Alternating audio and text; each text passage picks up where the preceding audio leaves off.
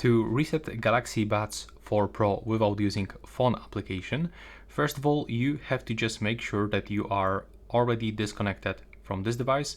So if you turn on the Bluetooth, make sure that you are gonna just get rid of its connection on the phone. Now, you will have to just close this charging case, wait until this indicator lights up on the green. You will have to open the case, place both earbuds inside that charging case, and now on the back you can find this button. So you have to just click and hold it and wait until this indicator starts blinking. Just like this, we have to just hold it for a few seconds. And now we can just close this case.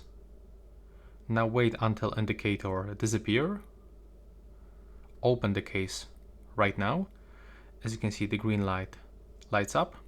So now when it disappears, we have to just repeat this. Click and hold this button on the back. And now it will go into the pairing button. And now as you can see, we got this pop-up notification that new device has been found. And this is the only way to actually perform this kind of the reset without the application.